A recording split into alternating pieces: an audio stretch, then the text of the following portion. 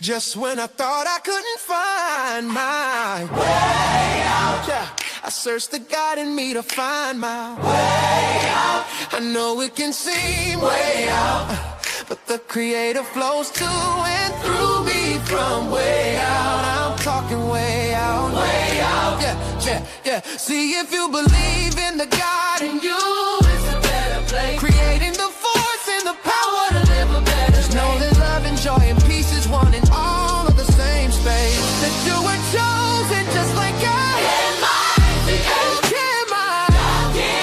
Your energy. That's right. How can I say? Only you can make the change. How can I share your energy? How shine so bright from darkness to light. Hey, hey, hey, hey. From darkness to light. Yeah. And you'll find your way out. Yeah, yeah. Oh, it won't seem way out. Yeah, yeah, yeah. The power of God will flow through you from way out. Welcome. This is Alchemizing Energy. I'm your host, DJ Genesis, and today we are going to delve into a subject that most people try to avoid. They might feel like it might be creepy or whatever, but I think it's a pretty interesting subject. How did a child's play toy become a way to pretty much summon the dead and talk to the dead? We're going to get into not only Ouija boards. Hey, welcome. Thank you, YS Miller. Peace. How did a child's toy that they came out with turn into a way of contacting the other side? And how is this also being used in prison? Is it real?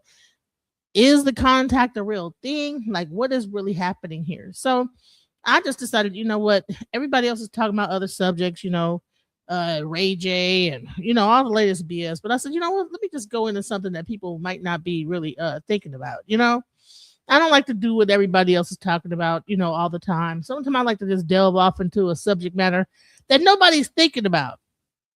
And this is actual people that are fooling around with Ouija boards, right? Now, anybody knows, Black folks know we don't fool around with that type of stuff. But let's get into it. Why are there Black people in prison fooling around with this, right? How does a Ouija board even end up in a prison cell? Well, first we're going to go into the history of Ouija boards, and then we're going to get into the story of a prisoner that's in prison that actually ended up getting one and the things he encountered. This will be a very interesting live stream today. If you're looking for something different to get into, to find out about, if you're getting tired of all the regular conversation, this is going to be a very interesting topic. Let's go. Around Ouija boards and spirit boards, we must take a look at automatic writing. If you've ever seen people channel spirits writing down on pen and paper and it looks like a bunch of odd scribbles, then you yourself have seen automatic writing. If you've ever seen anything involving the psychic twins, then you've definitely seen it. It's the idea that a spirit is using the writing tool and sometimes the person as a conduit for communication. This takes us to China in the Ming Dynasty, where Ouiji, or known as planchette writing, was created. In this form of divination, the user guides a stick, writing Chinese characters in sand or the ashes of incense. This was just one of the first few means of communication with the dead that's documented, but I believe it important to discuss due to the whole nature of planchette writing and how a planchette is a focal part of the Ouija board. Now, spirit boards are not a new phenomena before our aforementioned name brand we're discussing today, because in the 19th century in America, there's something called the spiritualist movement happening. This was just a few years behind Europe, but it took like wildfire in America, and it's based on two simple things. One, that after death, the person is still in the state of existence and can be contacted by the living, and that the afterlife is a place where the spirits keep evolving and interacting. So why not open the door for them to just come through? And I think this was really easy to overtake in America because it follows Christian dogma. You would have a seance on Saturday night and have no conflicting thoughts or feelings about going to church in the morning. It was absolutely, completely normal, commonplace to people to have seances and automatic writing and have table turning parties. But it's interesting. You say it's demonic, but here's the thing. This was a child's toy. This was at one point just like Monopoly. People used to get these things for their children. This used to be a kid's toy. And then I guess people found out hey, it's a little bit more to it than that. So let's get into it. which participants would place their hands on a small table and watch it begin to shake and rattle. Following the Civil War, psychic businesses boomed with this thought of people being able to easily contact their lost relatives, and this led to instant gratification for these grief-stricken people, and this would lead to us needing innovation. It was not convenient to go pay and see a psychic and try to book in, or have all your friends show up, hold hands, light candles, and try to do this whole seance situation. This needed instant gratification. It needed innovation. It needed this Zoom call or the FaceTime of the dead. We could not be holding seances every night. In 1886, the fledgling Associated Press reported a new phenomenon taking over the spiritualist camps in Ohio: the talking board. It was at its very core a Ouija board. It just didn't have its name attached yet. It had letters and numbers and used a planchette-esque device to point to them, and it was widespreading and very quickly. According to Robert Murch, the frontrunner and lead historian of Ouija and talking boards, who we quite literally would not have almost any of the information we have about Ouija without him and the entire association surrounding the preservation and history of Ouija boards, so shout out to them, absolutely. It was one of the 4 investors, Elijah Bond, an attorney's sister-in-law, Helen Peters, who is considered a strong medium, who was the one who named the now famous board. The story goes that they were all sitting around the board asking it what its name should be, and it spelled out Ouija, and then they asked what that meant, and it just went to good luck. Odd and puzzling, but Peters did acknowledge herself was wearing a locket with a photo of a woman with the name Ouija above her head, which, makes it a lot less odd and puzzling. That's at least the story that came from the Ouija founders' written letters. It's very possible that the woman in the locket was famous author and popular women's rights activist Huda, whom Peters admired, and that Ouija was just a misreading of that. So they now had their own branded spirit board as Ouija, so they went down to the patent office and... So how much of this is really like just hocus pocus and just people just kind of, you know what I'm saying? Like, because a lot of time, people, oh, that's demonic. See, people jump to that conclusion, but how much of this is a real thing and how much of it is just us spooking our own self out? Let's go. They had one thing they had to do to actually get a patent. They had to prove that the Ouija board worked. So they brought down Helen, their psychic medium, with him, and the patent guy said, "There's one thing you must do to me. You must be able to tell me what my name is from this board." So they sat there, and the Ouija board successfully spelled out this patent officer's name that was unknown to Helen. What? Keyword is I said it was unknown to Helen. Whether or not it was a mystical spirit, or the fact that Bond, a patent attorney himself, may have just known the man's name, well, that's between the spirits and them. But on February 10th, 1891, a visibly shaken patent officer awarded Bond a patent for his new toy or game, the Ouija board. Now, believe it or not, the first patent office actually didn't require them to explain everything, so the Ouija board was kind of made and put out with absolutely no direction, no instructions, no rules, or just even a how to use guide. And I think even if it was conscious or unconscious, the ambiguity and mystery aspect of this board, that who knows how it works, but it absolutely works, was a great selling point for the Ouija board, whether they ever meant it or not. Now, as I just said, they didn't really have any rules, and now if you buy one, it has a manual, but there are a few traditions or so-called rules that have been created as a whole for people that play the board. So let's go through a few, and with that, play Ouija boards at your own risk. You will meet plenty of people that say they're real and plenty of people that don't. Do your own information. Do as you will, but let's get into it. I'll start with myself, that I myself as a child, because I have not played one in years, because frankly no one wants to play one with me. When we used to play, we had to go in a circle clockwise 3 times to open the board to get the spirits warmed up, and that we would also do it the opposite way closing, which... First of all, how do kids get something like this in their house? Like, how do they get this? Like, how are children playing with this? Like, how did they get one of these things? And why is it that kids are playing around with this? It's crazy. Let's go. I think people say is like starting and closing a circle in that pagan magic way, but we always did that. And of course you have to say goodbye, and you must be wary of the Ouija board demon Zozo, which we will fully be getting into that fictitious tale at the end. But there really is just absolutely so much conflicting information on how to play a Ouija board when you look online and even in manuals themselves. Some say never play alone, or that you can play alone, never light candles, or actually you should light black candles because they'll keep negativity away.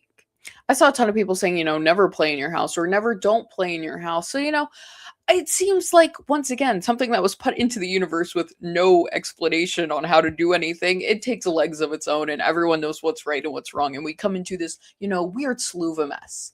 But that same exact year they would get that patent in 1891, the first few advertisements started appearing in papers. Ouija, the wonderful talking. What's so weird about this is that, that the patent office, if there's anything that is more than 20% accurate, that is actually used by the U.S. military, you have to actually submit it. So I don't know, but I think that this came out way before they had that rule, but let's go. Aboard, and it took off. By the next year in 1892, the Kenner Novelty Company went from one factory in Baltimore to two in Baltimore, two in New York, two in Chicago, and one in London. And that following year, two of our main original four founders, Kennard and Bond, were both completely out, citing that money changed people and things involving the company. So now we are down two founding members. Around this time, a man, William Fuld, who'd gotten in on the company as an employee and stockholder, was running the said Ouija company. In 1898, with the blessing of Bowie, the majority shareholder, and one of the only two remaining original investors, he licensed the exclusive rights to make the product. After this was just absolutely booming years of business for William, and of course public frustration from the original founders, who actually took to the paper to call the drama. To be fair, William now owned the company, was the only one producing said branded Ouija board, but he was going around saying he founded the Ouija board, which technically didn't. But they took to the papers complaining about him and even tried starting up their own rival boards that absolutely went nowhere. In 1919, Bowie sold the remaining business interests of Ouija to William for $1, less than the cost of the board itself. And this whole general idea of spirit boards was just spreading. Of course, Ouija has always been the forefront, always will be the forefront, but there were plenty of people who got absolutely interested into this. And one person in particular was actually the renowned occultist Aleister Crowley. He was very fond of the usage of the Ouija board, to the point that this same year, in 1990, he was attempting to create and produce his own, which unfortunately never came to fruition. But can you imagine how insane and trivial a Ouija board would have been from Aleister Crowley? He would have been like, you have to call coroners, you have to make the circle, you need 3 people doing it in the middle, you need a cup of cat blood that you have to make a guy drink and then he dies, because Aleister Crowley did make a guy drink a cup of cat blood and that guy died from it. But that's besides the point. We're talking Ouija. The board's immediate success, and now more than 120 years later standing legacy, showed that it had tapped into a perfectly odd niche place in American culture. It was advertised as a conduit to speak to the dead, but also a family-friendly, fun pastime for kids. It was literally like, go play with marbles or go play with the Ouija board. Leave me be. But then there were other people who, someone went off to war and died and would run and get one and go home to try to speak to their dead husband as quickly as they could. It exists in this in-between of existence that is just absolutely perfect for this time in America. This actually led to the biggest hater of the Ouija board to be spiritualist mediums, because the middleman to the afterlife is essentially completely cut out now. Why pay for a medium or to come host a seance at your home if you could just talk to the dead yourself? You can walk down to the store for, at this time, probably like $3 and just do it at home yourself. There was no reason to have psychics around. Robert put it perfectly. People want to believe. The need to believe that something else is out there is powerful. This thing is one of those things that allows them to express that belief. And it wasn't just sunshine and rainbows before the later horror implication of the Ouija board. There's always been people denouncing it as, evil place. And of course, what is there better than something that says explicitly this is a spiritual force and it is technically legally recognized as such, than something you can blame a murder on? Now, believe it or not, there have been a slew of murders tied to Ouija boards, and that Ouija boards told them to do it. But the earliest one on record can find is from 1930, and it is about a very scandalous love triangle. In March of 1930, Cloth-Eyed Marchard, the wife of a New York sculptor, Henry Marchard, answered a knock on her door. where she was met with a hammer to the skull. And when the blows didn't prove fatal, she had a chloroform-soaked rag shoved down her throat. Now, What? why the hell would this happen? Somewhere else, just a little bit before this attack took place on Clothide, there are two women sitting across from each other with their fingers on a planchette sitting on a Ouija board. A tribal spiritualist, Nancy, and Clothide's close friend, Lila. But it wasn't mystic spirits from beyond the grave or even her dead husband telling Nancy that Clothide's the one that did it. It was Lila. Lila said her friend Clothide killed Nancy's husband. Why? For the simple fact that Lila was having an affair with Clothide's husband, Henry. Using the board to manipulate her friend to murder, using the fresh trauma of her husband's murder, she believed she could remove the obstacle to win Henry's heart, his wife. Lila's plot didn't go quite as intended. During the trial, after which Lila and Nancy would both go free, Henry would testify that he had too many lovers to count. Henry would go on to testify that he had too many lovers to count. And after this, would go on to marry his dead wife's 18-year-old niece. What Wish the hell is going on? This history of this, listen. When I put together this show, I did not see this beforehand. I am reacting right along with you to this. I'm gonna play a little bit faster on this because, wow, that's crazy. Ouija board would have told you that, huh? Lila would go on to be acquitted completely, and Nancy would only serve a single year for manslaughter. These women quite literally murdered a completely innocent woman who didn't know her friend was sleeping with her husband, and they had to face no consequences about it at all.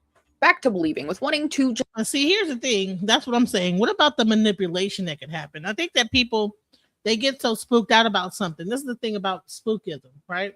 That you don't even know if someone is actually manipulating, pushing, or pulling this thing to say certain things, or if it's actually really like moving on its own. And let's also talk about the Ouija board of today, which is AI. You know, people are using AI, and AI is making people go absolutely insane. There are people that are typing stuff into AI. They get to like getting too close to AI. Next thing you know, it's telling AI, because it's a sycophant, is telling to do all type of wild stuff. You know, and I think that this Ouija board is like an earlier form of an AI thing where it's being manipulated. Let's go. Just believe in something. It makes complete sense that Ouija board sales skyrocket after horrible events take place. After the devastations of World War I and the full swing of Prohibition and the early approaching Great Depression, you couldn't keep Ouija boards on the shelf, to the point that during the Great Depression, the Fold Company opened new factories to meet demands for the boards. Over 5 months in 1944, a single department store in New York sold 50,000 Ouija boards. I don't think you can really objectively, because I really can't. So why would 50,000 people want to grab something that is like, this is weird. Like, this is how the culture, like, you know what I'm saying? Just like Cabbage Patch Kids, we followers, okay? Followers. You hear a terrible story, people like that are weird and sadistic go out and buy the thing that they heard that killed somebody. Let's go. I'm trying to. 50,000 boards. The thought of wanting to have an answer is one of the most human needs, especially for things that are uncertain, like existence, what's going to happen, just everything surrounding that. It makes so much sense to have a tool of reassurance. Some people nowadays will pick up prayer beads, but at this time people were picking up Ouija boards because these were seen as factual devices. In 1967, the year after Parker Brothers bought the game from the Fold Company, 2 million boards were sold, outselling Monopoly. That same year, Americans saw more troops sent to fight in Vietnam. The count 2 million Ouija boards, outselling Monopoly, guys. What does that say about our culture? It's a lot of spooky people in here, and it's a lot of like people that's probably witches and stuff that people don't even realize.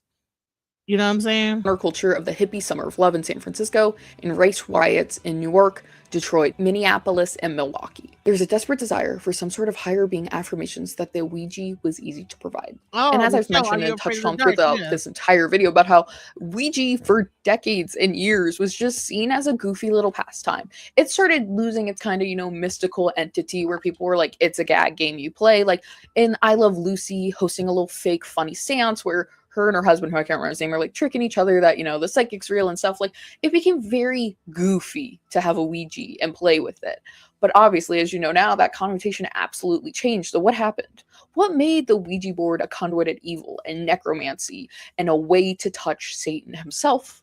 There is one easy thing to point to, and it is painstakingly clear that it is William Peter Blatty's The Exorcist. If you've not seen the film The Exorcist, go watch it. But a demon named Pazuzu possesses a young girl named Reagan after playing with a Ouija board. And this, I don't think anyone would ever anticipate the absolute cultural shift in spirit boards, talking boards, even occultism as a whole that The Exorcist held onto the nation. This was almost an overnight flip on the entire situation as a whole. If you saw my Exorcist video that, doesn't exist anymore, then you know it was the second highest box office grossing film. The Exorcist was so widespread as a film, and even people that didn't see it talking to each other. So individuals seeing the evil surrounding a Ouija board know new bounds. It started making regular constant appearances in horror media and had religious groups denouncing the use of it as a tool of the devil.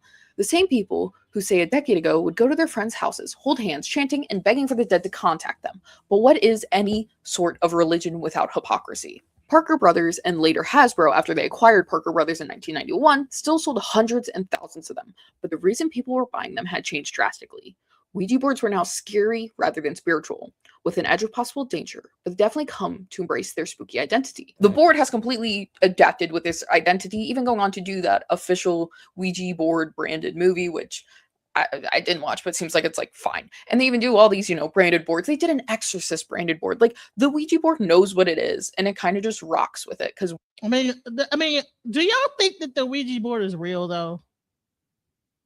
Welcome to the show, Creative Solutions. Yes, it is. Yes, it is. I was young when I first joined the service, and I was going through school to learn my job and my trade. And, being 18, 19, we were all bored, and we were looking for some type of excitement that didn't cost a lot of money. So we went ahead and we bought the Ouija board. Y'all bought the Ouija board. I didn't know black people fucked around with shit like that. What the hell? We doing this? It wasn't just, it was me and a whole bunch of other girls. Not the black folk. I thought that we knew better than to fool around with the dead and then be contacted. What happened, child? Oh Lord! You say it's real. You say it's real. I'm kind of skeptical. I think that people be like pushing the thing and making it say stuff. It's real, and it opens up another door. So basically, we was on there, and every question we asked the Ouija board, that it answered the questions and it gave us the truth. Well, how do you know it wasn't the other person answering the question or pushing it, right? No. We answered questions that nobody else would know. Only the one person would know. Oh. And they gave us the truth. So, as we say here, it's the same thing as a pendulum. Come on, DJ Genesis. I thought you were spiritual. All this shit is true. No, I do like I do know divination, right? Okay. So I do like cowrie shells, but that's really based in a system. Even tarot is based on Kabbalah, but whether you guys know it or not, tarot is part of the Kabbalah. Like, if you guys don't know what the Kabbalah is, that is ancient Jewish mysticism. That's where tarot comes from. The cowrie shells used to be a form of like currency, and then it was the first form of actual divination. But a Ouija board just came out in 1800. So I'm just trying to figure out, okay, how did this thing, the 1900s, spiritual, the 1800s, 1800s. So and it was like something that people invested in. There was like a whole like corporate thing around it. Oh gosh. So I'm trying to figure out, how did the spirit get into it? Or maybe it's just the fact, I don't know, that enough people believe in something and it becomes real. It's real. I'm telling you, it's real. All right. So tell me the story about what happened. I gotta hear this story. I'm sorry. Tell me what happened, y'all. I'm interested. Well, you got me invested. We was just out there, a late night. We lit a candle, and it was like 4 or 5 of us, and we was just asking questions. And one girl was asking, she asked the board, what did I see when I was 7 years old? And it said she saw I don't know if we can say it, but she saw something bad happen to a woman with another man. You guys already know what that is. And only she knew it, and it said that to her. It said exactly what she saw. And she was creeped out, and she said, I'm not playing with this shit anymore. But I'm gonna just say it is true. It opens a door. If you don't know what you're doing, you should not play with it. And you're inviting something else in. Just remember that we live on different planes of existence. So the spirits that are around you, or the ones that are trying to reach out to you, or trying to exact revenge, or whatever you may have in your family lineage, whatever. Once you play with that Ouija board, you opening up that door. So did anything happen after that would make you feel like some things attached to you guys after that? No, we didn't pay attention to it. We just played with it. It is what it is, and we went on with our day. We didn't see any demonic or nothing like that. We wasn't looking for those type of experiences. So nothing like that. How to close it out, whatever. And did y'all know how to close it out to make sure the spirit didn't leave the board or whatever? You're supposed to open it up a certain way and close it out a certain way. Huh? Yeah, you're supposed to say goodbye. And then you're also supposed to light candles, and supposed to say a protection ritual before you do play with the Ouija board. And then you're supposed to have protection on you and say protection afterwards. So y'all knew to do that beforehand. Y'all just did not know. We were kids. But if I was to do it now, I would have a lot of I would come in there with a lot of armor. And if I was to play with the Ouija board or use it, as if I wanted to. Man, that's crazy. You know what I'm saying? But let's hear. This guy's gonna talk. Are Ouija boards real? Let's go into it. Tell me to pause it when you want to say something. A comment. All right, go ahead. Well, let's go. Board. The idea is it's not your hands moving the thing around, but it's demons basically. It's moving the. Right. Did it work?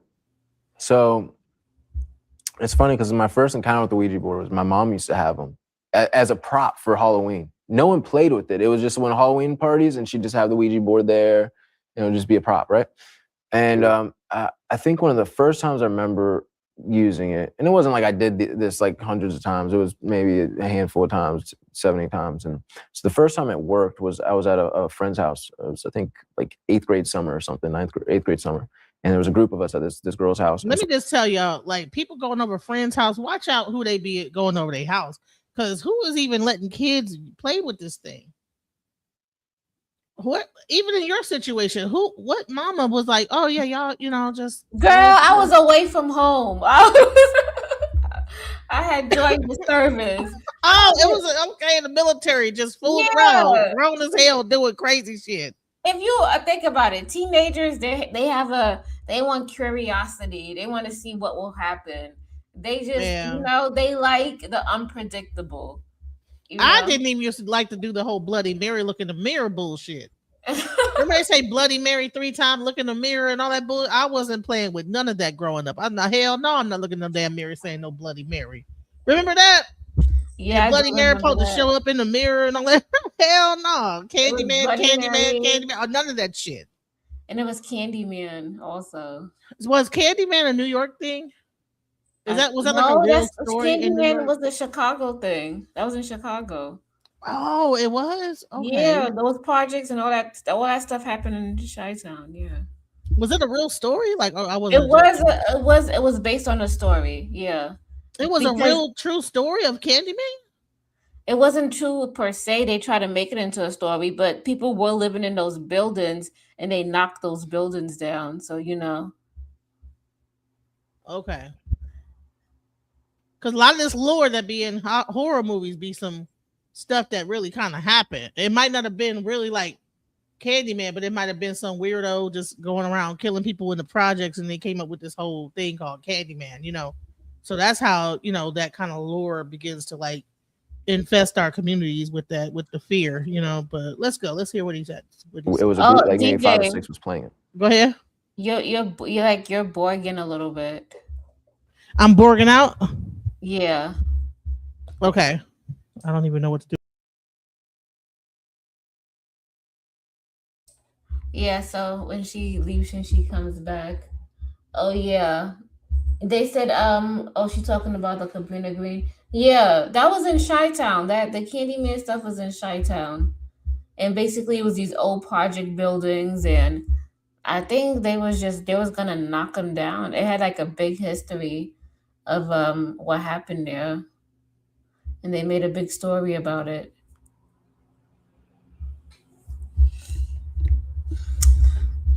But yeah, this stuff is real. The Ouija board is real, and even your cell phone, even being on YouTube, that's a portal also in itself. Yeah, you know, they say the cell phone is a scrying device. Like it's scrying. Yes. Like a black mirror. If you guys don't know what a black mirror is, it's scry.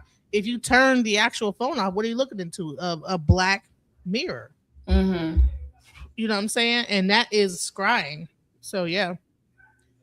Your cell phone, believe it or not, is a scrying device, which is weird because if you ever notice that, you know, you'll be thinking something sometime and it'll pop up on your phone. Yes, yes. The phone, you could use the phone as a divination also. You know, if you're looking for a message, sometimes a video will pop up and it will speak to you. Man, listen, I do the same thing. You know how what comes up to me is tarot card readings. Like I'll be thinking about something, and then all of a sudden, all these tarot readings about the subject I'm thinking about will come up, and I'm like, what the hell? There you That's go. the part that creeps me out is the tarot readings that be on the subject I'm going through. Have you ever been at that experience? Yeah. Yeah. So, you know, all this stuff, you know, I think that the veil is getting thinner. Okay. So fooling around with stuff like a Ouija board, there's a thing you know about the veil, right? The veil between Yeah. like I'm different revealing. multiple. Yes. Yeah. So I mean, and I'm into all that stuff. You know, I'd be scared to like really get into it too deep because I want people to think I'm crazy. But at the same point, we're at the point now. Well, fuck it, you know. I would say this: if you want to use the Ouija board, just use a pendulum and ask yes or no questions, and it's just as effective. And not as creepy. We're just Exactly. gonna say some old wild shit. Let's go. Uh-huh. And it starts to move. Now, you know, everyone's first reaction is it you? Is it you? Is it you? Everyone's no, I swear, no, I promise, no. Everyone's denying. I know it's not me. The thing starts to move. People start getting freaked out. And me again, I'm challenging this stuff. I think it's a joke. Yeah. Because even though I think like, oh, it really is moving on its own at this point. Now, but I'm like asking it stupid questions, you know, like, oh, if you're real, show your face, you know, and stuff like that. Oh, damn, And don't do so that. it starts to move and people will start getting freaked out. So it was like me, and I think it was like 2 or 3 other girls and another guy. They said, and they start saying, so one of them said, you have to ask it if you can leave. Like I heard, you know, you can't just or leave the door open. You have to ask if you're allowed to leave. What? So they said, can I leave? And it goes, yes. Can I leave? Yes. And so next thing I know, it's just me and this one girl. And she says, can I leave? And it says, no. So she. Holy shit. So, hold on. Listen, you have to ask the board, can you leave? Yeah, these people don't know what they're doing. They set in the boundaries. That's the thing that that's why I said you are God in walking form. And that's the way you have to operate. Because if you don't operate like that and you're scared, like spirits and other things will take advantage of you. How you gonna ask another spirit that's not even in flesh, and you're in Can flesh you and you leave? could walk and move if you could leave? The audacity of it all. The audacity of that spirit. Honey, get out of here with that. Now, it might knock some shit down in the house and be fucking with you a little bit if you don't do it right or whatever, but just pay it some homage and just go ahead and go. You know what I'm saying? Well, much respect to whatever the fuck that is. But anyways, let's go. She goes to try, and she's like, can I leave? No. And it goes, no. And she just freaked out and she just ran off. And I was sitting there and just laughing and So it wasn't you moving it. And so you could say, well, maybe it's this girl just wants to, you know, spend more time with you. Yeah. She said, okay, I'm going to move it to say no. Yeah. But she gets very freaked out and then she leaves. No, it was genuine fear. Like she was like, oh my gosh, I said no. She just like freaked out and she left. So that was like the first time I saw something come from it.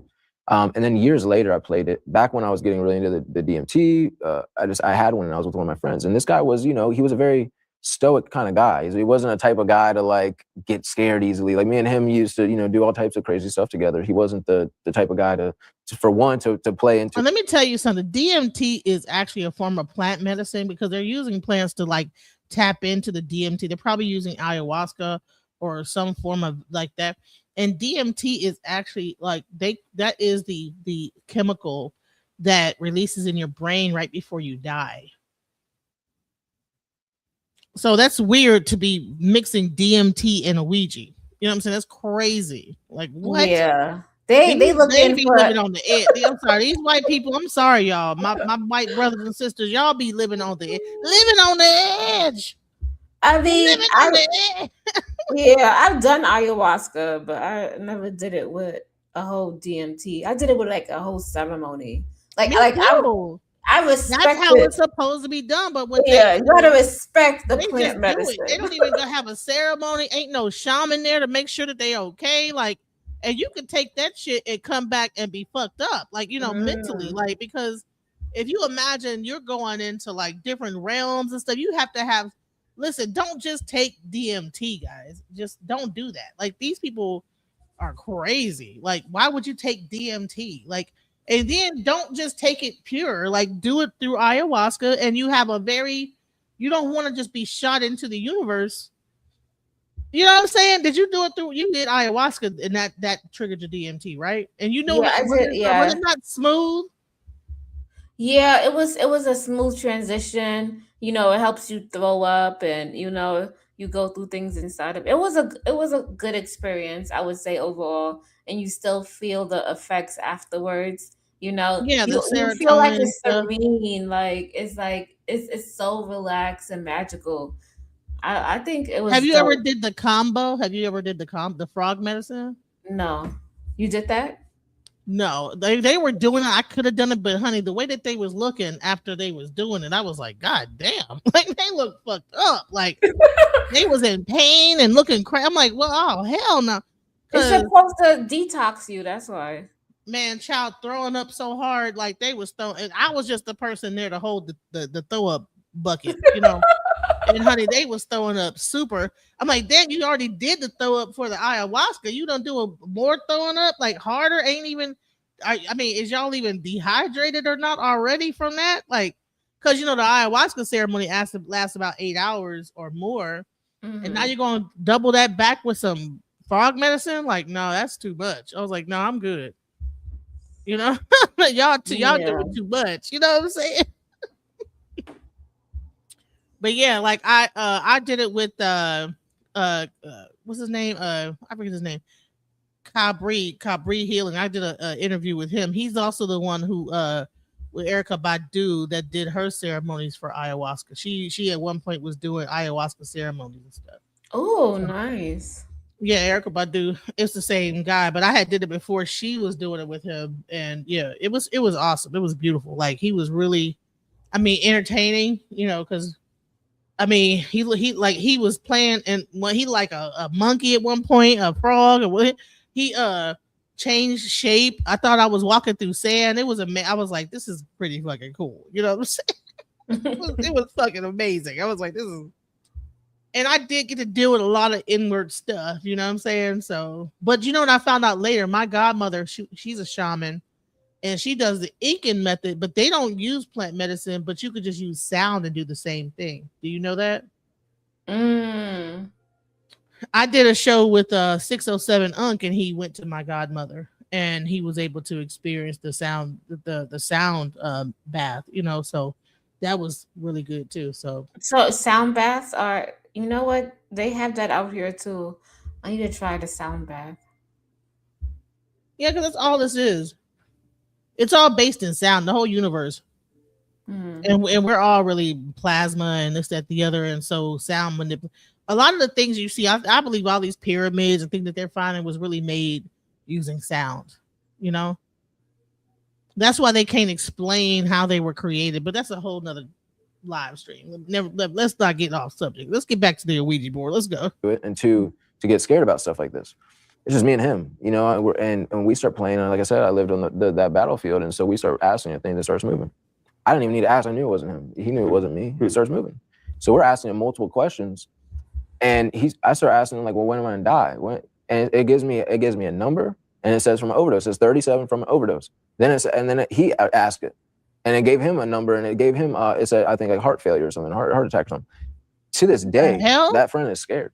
He called me literally like last year. He said he freaked out. And this is 2012, 2013. I mean, why would you ask that when you're gonna die? First of all, don't do that, guys.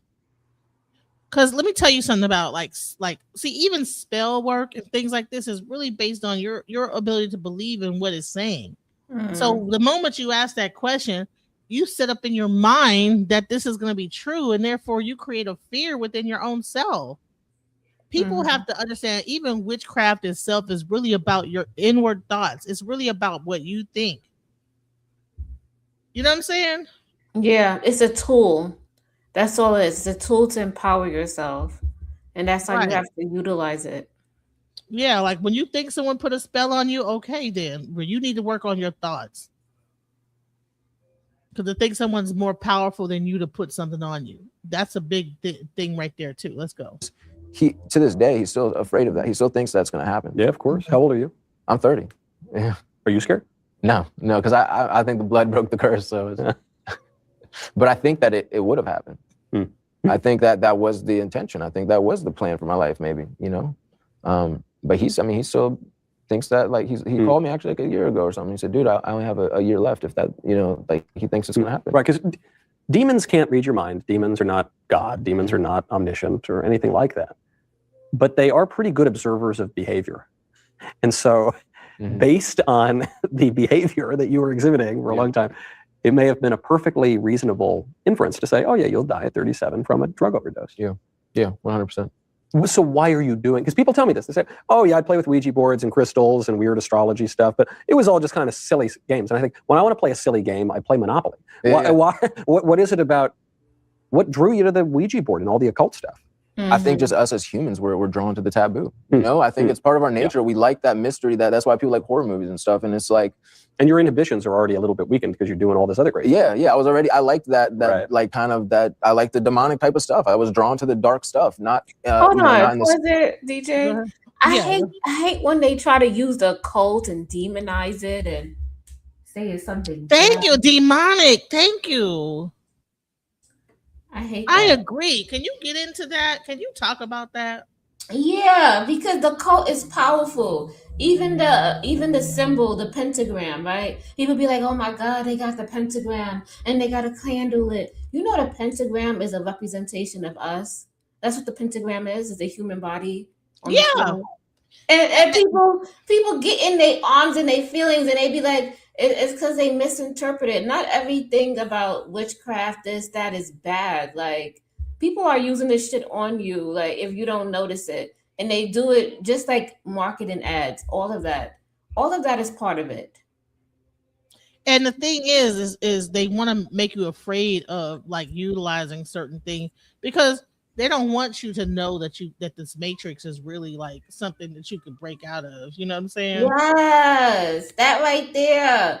They don't want you to know that if you vibrate really high, you won't vibrate with half of these people in the world. You won't. Yes, and then why do they call it black magic though? Oh, because they want to keep you away from it. They want to tell you it's bad, and because but then there's such thing as white magic. So is it like the black people was doing it, and so therefore now it's black voodoo and this, that, the other, and all this, evil with the blackness. That I believe when people start calling things black magic and occult, and when you actually get into African spirituality, a lot of the African spirituality is considered black magic and occult. Mm-hmm. When you get into Egypt, all that stuff is considered occult knowledge. But all occult means is hidden. Exactly. It doesn't mean evil. All occult means is hidden. So if you remove the word occult and you put hidden in it, then what? Exactly. See? I can't stand it. It's a way to empower yourself. Exactly. If you do it right, if you're not doing some evil shit with it, you could empower it. If you want to do evil with anything, you could do evil with the Bible. Thank you. People, a whole bunch of Christians be there, and half of them don't even be standing on their shit, but they want to quote the Bible. This is the Bible. I have to laugh at them because it's like, how you gonna come quote the Bible and you over here looking like a total drug dealer? Like, what we doing? Right. They look, NWA get a Grammy and like, well, I just like to thank our Lord Jesus Christ. Like, sir, Jesus Christ is not cool with what you doing. So cut it out. You know what I'm saying? Like, Jesus is not down with that. Let's go. Sense of, hey, devil with pitchfork and horns. But the stuff that made people uncomfortable. I wanted to go into the water that everyone else was like, I don't know, it's a little crazy. The secret. Yeah. And so it was just something I did with like friends. I'd play the Ouija board. I started doing psychics. I went into all that because Buddhism is already kind of branched. I would say those are branches of that. It's like that whole world kind of comes together.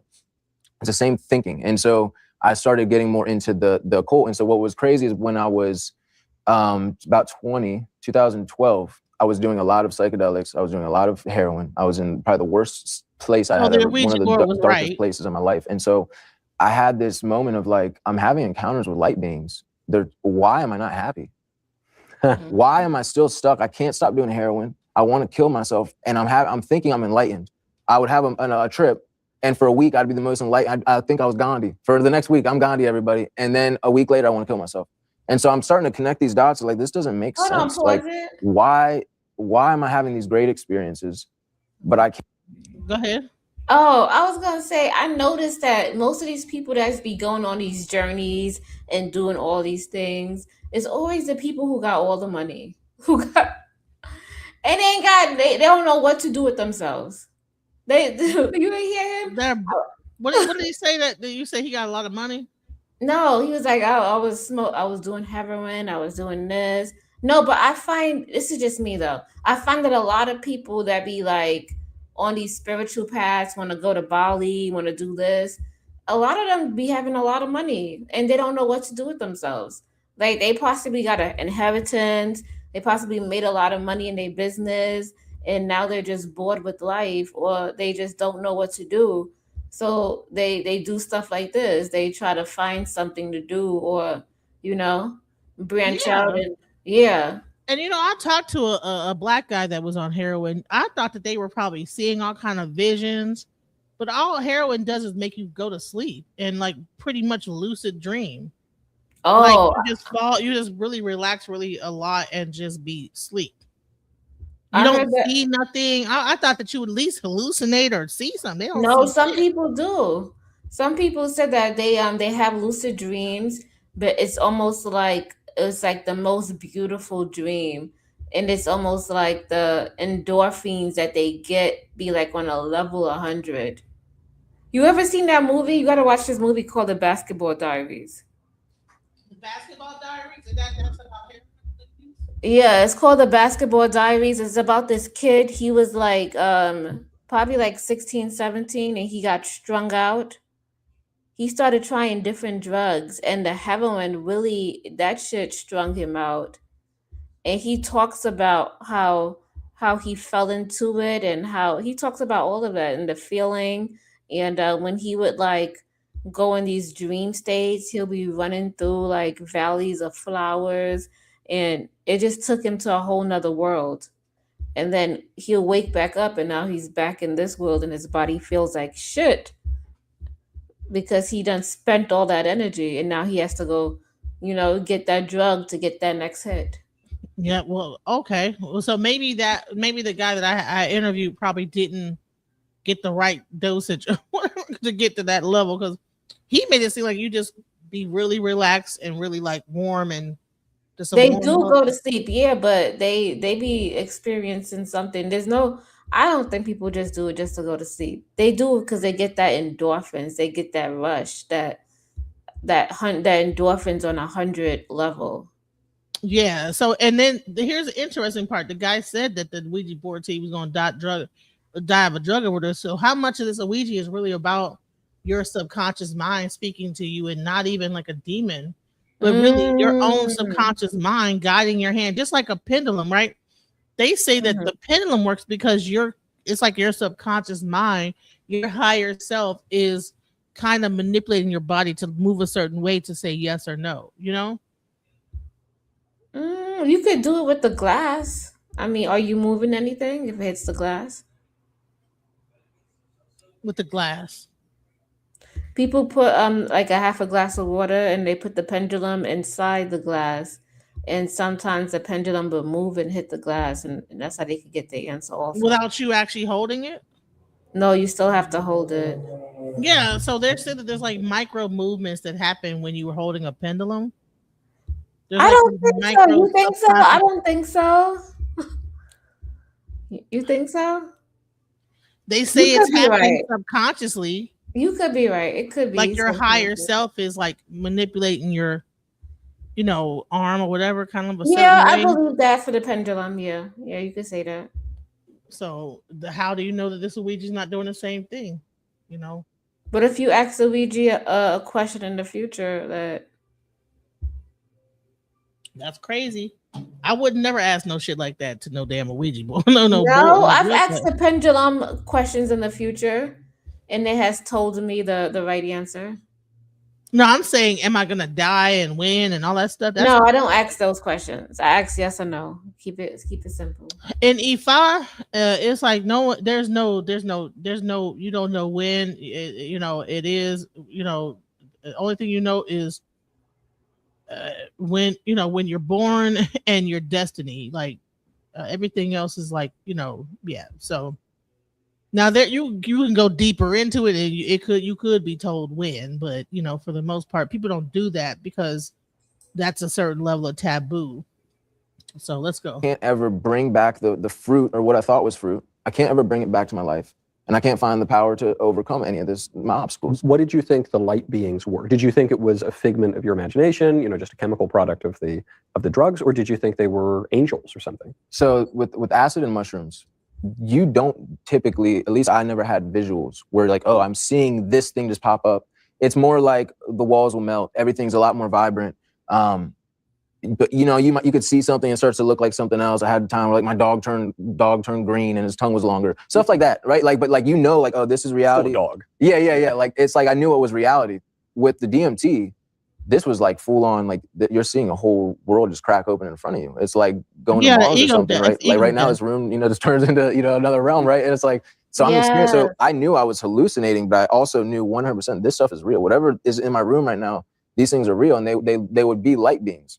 So they're a human shape, but they are like they were colors. One was purple, one was orange, one was red. It's like a flaming light, but in a human shape body, right? So it's like a silhouette. And then the thing about them is that they would always speak peace, like we're here to help you.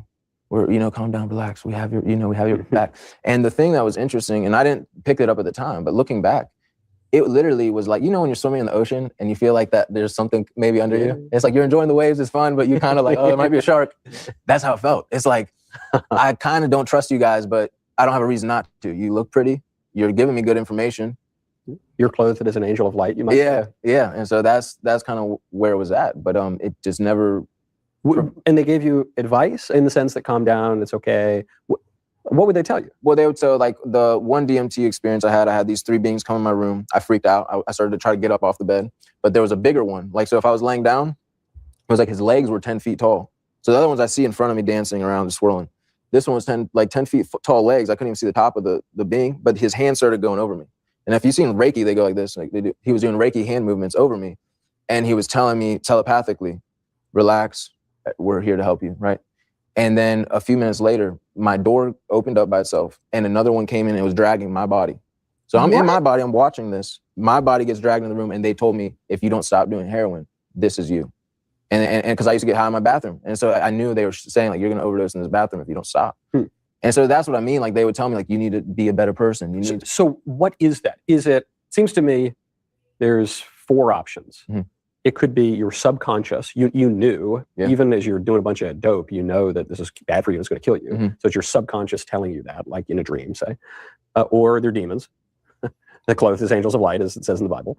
Or they're angels. Mm-hmm. Or they're just some weird chemical hallucination, totally random, totally unaccounted for, totally meaningless. What is your thoughts? It could be your subconscious, so your higher self trying to get you to wake up and tell you like you need to take control.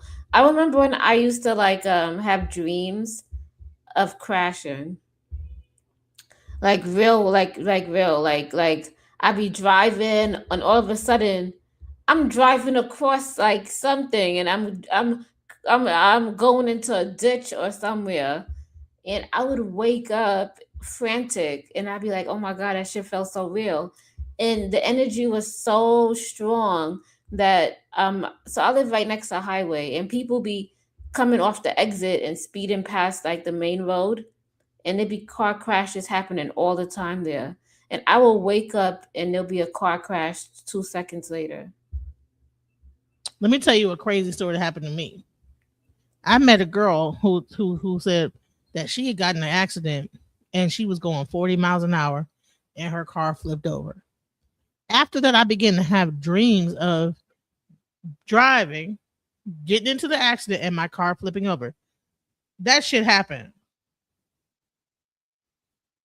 The car That shit fucking happened. Did it happen to? Oh, It happened to me. Yeah. I would have like this. I would wake up like at the end of it, right when it happened, and it's exactly how I saw it in my dream. damn. Yeah, and it was right after me doing ayahuasca. Like probably like I would say, yeah. So crazy. And then I also had another dream. So I was in a service, and I needed somebody to watch my kid because I was going to Japan, right? And so I had this older lady, watch my son because my mother was on some next shit and talking about how she didn't want to watch him. And at the time, I had broke up with my ex-husband. We had separated, and then my sister went back to New York because I was going to Japan. So I had my son was staying with this older lady, and it was unfortunate because I really wanted my mother to take care of my son. But in like I would have dreams, and I would be dreaming that I was being shocked, like I was being like electrocuted, like literally. And I was keep having those dreams, and it was like basically telling me that I need to take control of my life. Because I had the lady watch over my house while I was in Japan, and take care of my son. And I was paying her money on top of that. Mm-hmm. But the whole time when I was in Japan, I was like in the middle of the night, I was being shocked, and it did not stop until I got a hold, came back, and I told the lady I want nothing to do. I changed the locks on my door. I had rented out my place, and I had my mother come get my son and take him to New York. Wow. So there's ways that your subconscious and spirit will talk to you. But yeah, I was being electrocuted in my sleep, like, and Right, your son was reaching out to you from the like, listen, I don't feel safe Yeah. here, you know? She said my son will be crying and he'll be dreaming of me. Really? Sometimes that connection of mother and mother and child is deep. Let's get into it. Let's go. Which to me seems like the most ridiculous possibility of all. So which of the three is it? So I think the interesting thing is that if you talk to anybody that did psychedelics, I think everybody would agree they're all real. It's like everybody. It's not just your subconscious. It's not your imagination, your subconscious. I think there's times people think like your subconscious can create stuff that isn't really there, but those experiences are 100%. It's another dimension. It's the veil is removed, and I think that's what gets manipulated because of our ignorance. And so and I'll give you an example. The first time I did the mushrooms, I started to climb up a radio tower, and then I got about 20 feet up, and I saw, oh, what am I doing? I shouldn't be climbing a tower right now. I started to climb down. That inflicted a thought of fear where I started, for some reason, because I was in the woods, I started thinking about the Headless Horseman. And I'm like, oh, the Headless Horseman's going to get me. I started to hear horses come, right? So that was a example of me thinking something. Right, and then it kind of... But I knew, oh, I'm just tripping. Yeah. Like, oh, this isn't real right now. I went back in the car and I was fine. Because you hear that expression a lot. You're like, oh, man, that guy's tripping over there. Yeah. Obviously, where it comes from is you literally were tripping and you were imagining something that wasn't there. Yeah, and I was imagining it, and I knew I was. But this was different than what was going on in your world. Way different. But so then my question is, it sounds like they're demons. Yeah. But they're saying, hey, don't kill yourself, get off the heroin, which seems like good advice. So then it seems like they're angels. Right. So what is it? That's the deception in it. And so I think Romans 6 talks about, it says you're either a slave to sin or to righteousness. It says, look at the fruit of what's coming from this. And so I think that a lot of times we have to look like, what is the fruit that is coming from this? Like the fruit that was coming from this was not good in any sense for me. Even when they say get off the heroin, that's not good. Well, I guess because it didn't work. Because there was no power there. So it's kind of like, Right. I always use this illustration of, if I'm trying to kidnap somebody, I'm not going to say, hey, I'm here to kill you, kid. Like, come in the car. It's like, here's some candy. Right. Hey, I want to get you down there. Here's $100. So they don't, if you look at like the state of Satan being the God of this world in a fallen state, fallen angels having, secret knowledge and you know what I mean? Principalities and powers. Yeah. And all this stuff, they're not dumb, and so they can give you stuff that looks good, Now let's talk about this real quick, because I really want to get into this whole principalities and angels and demons, because I really think that this is really talking about yourself. You could be your own demon. You could be your own angel. It's like a lot of times we think that these things are outside of ourselves, but it's really things within ourselves, the demons that we are battling. Yeah, I can see that, because as within is without. You understand what I'm saying? Mhm. You can create a demon. You can. Your own mind can create a demon that attacks you. What they call that? A poltergeist. It's a name for it in E5. I forget what it was. I mean, when I had the Bible on here, he said what it was called in Yoruba. But they actually talk about a self-created demon. So drug use and things like that is a self-created demon. So a lot of times people think of like the demons outside of themselves, like something is making you do. The devil made me do it. No, you made you do it. Yeah, your actions could align, but don't you think that if you're on a downward trajectory, all those spirits and all those everything on that frequency you're gonna hear, they're gonna be attracted to you. I think it's you attracting it to yourself, that you're creating it within yourself. You create your reality. So therefore, once you understand that you're the creator of your own reality, everything that's happening to you is because of your creation in your mind. You know what I'm saying? Mm-hmm. If you're dealing with a demon of drug abuse, if you're dealing with a demon of sex, over-sexing, or whatever it is, these are things that you create within your own self. Because my thing is that if that was the case, then why doesn't my drug abuse affect what you're doing? When I take a drug, it doesn't make you high. No, that's but if for it's you. a demon that's creating drug abuse, there's no demon that creates drug abuse. You understand what I'm saying? If there's a demon that does all this stuff, wouldn't it affect everything in that vicinity, or why would it only affect me? It's because that is a thing that is within you. It's based on trauma that you had in life. Yeah. You understand what I'm saying? And that trauma creates a response, whether it be anger and yes.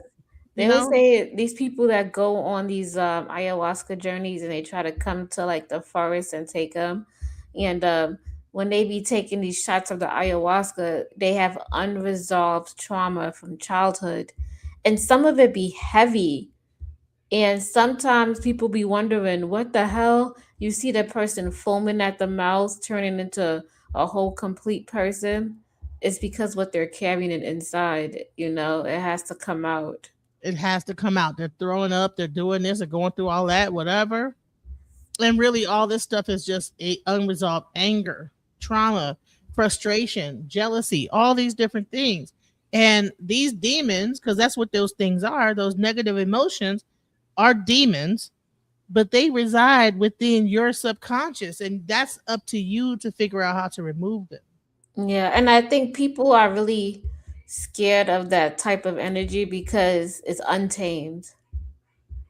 And when we realize that energy relies within ourselves, then you can heal. But if you think it's something outside of you, that's the reason why you couldn't stop doing XYZ, is because you think something outside of you is making you do this. Yeah. Instead of taking your, you know what I'm saying? What did it say? What is the serenity prayer of Alcoholics Anonymous? It is, Lord, grant me the serenity to change the things I cannot change, give me the serenity to change the things I can.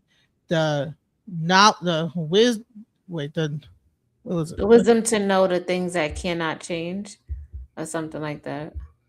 No, I think the wisdom to know the difference at the end. I think it's like yeah. give me the serenity to know the things I cannot change, the something to know the things I can, and the wisdom to know the difference. The Yeah. courage or something like that to change the things I can, and the wisdom to know the difference. So the bottom line is it's all within yourself. So Yeah. a lot of times you have these outside forces and everything that you think is like, because a lot of times we get into like with a lot of these religions, they talk of a demon outside of yourself, and that's the problem, is that it makes the person not never deal with themselves and the things they have within them. So, That is all right. causing. So, DJ Genesis, do you think that the universe could test you to see if you're really truly healed? Is it the universe testing you, or is it you testing yourself? It could be, but I've been through many tests. They'd be like, okay, are you healed? Let's see if you're really healed. Think And about some, this: some will hit you. the so-called universe, right? Which I really believe is your higher self, can send you a guy, right? Now you Yeah. got the choice to deal with that dude or not. Mm, And that he could could be be a this. He could test in be that. He could itself. exhibit all the same things that the last dude that you was with. Now, is that some outside force that's creating that, or is that you dealing with a person that probably you already knew you shouldn't be dealing with? Mm, that's true. It could be, yeah, it could be. You say, okay. He says yes, the universe tests you, but is the universe really your higher self, or is it something outside of you? Yeah, so I believe I say the universe, but I understand what you're saying. Universe could be a higher self. It could be the God frequency in you. It could be all of those things. When you pray, you become prey. Interesting. Why would that be? When you pray, you become prey. Hmm. Yeah, because there's a lot of entities, a lot of pagan gods, a lot of people all around you. So when you pray, you don't know who's going to answer that call. So when you talk about the pagan gods, when you actually do the research, you'll find out that all those, like, okay, people might say that the Orisha is a pagan religion, right? It's Hmm. paganism, right? It's not Christian. But when you look deeper into the Orisha, you know that they're all functions of the body. Yeah. June is the blood, is the blood. I think Yemaya is the, the your circulatories, different like aspects of like the person. I think the blood is Ogun, your blood vessels, your circulation. I think that's Oshun, Yemaya. If you actually break it down even deeper, and then that's how they're even able to like heal certain ailments within the Ifa tradition, right? And then you get into other practices, and it's pretty much the same thing with Hinduism and all Yeah. these things they call like the occult, and this whatever is really about like self-improvement. Yes, Buddhist. And that's the thing. He would be like, "Oh, you're a Christian." But didn't Christ raise the dead? Didn't Christ heal people? Didn't Christ light candles? So what are we talking about? And here's the thing is that when you actually realize and start to deal with yourself, and you start to deal with your own demons, because only you can like actually describe any demon that you see or whatever you're experiencing. Nobody else is experiencing that but you. Mm. Now, sometimes there's a moment where you guys might be, two people might be together and begin to experience, because of like, just the fact that we're all like just syncretism. But for the most So part, go ahead. so DJ Genesis, you don't think there's multiple parallel realities? What about those people who be on that show? I think it's called The Haunted or something, and basically they be having these paranormal experiences with these you can say these spirits that are earthbound, and they're probably stuck in a house because something traumatic happened in their I think that I think that there are people that might be stuck in other realms. But is Mhm. that a demon that is attacking you? I don't know.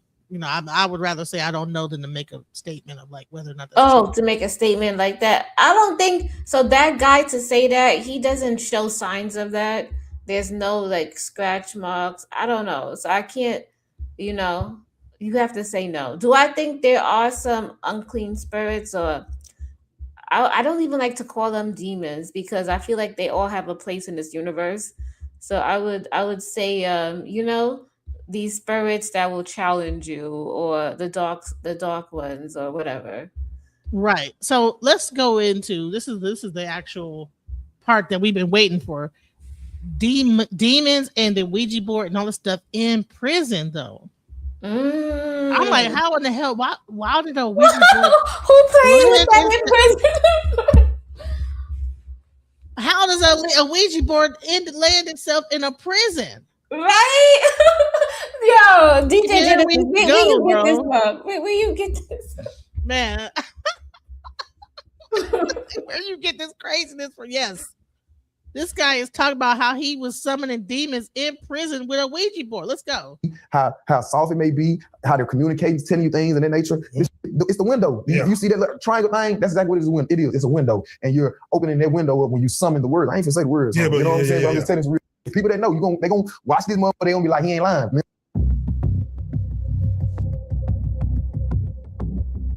Prison Stories 101. Man, we back with another one, man. Greedy, we got you in the building, man. What's good with it? What's up with it? How you been? Man, been all right, man. Now, for those that might not know, man, we actually did this already. And we actually going back through part 2 of this because we lost the footage. But we're going to try to capture the same magic we caught at first, man. And with that being said, if you don't mind, I want to allow you to reintroduce yourself. Tell them where you're from and how much time you did.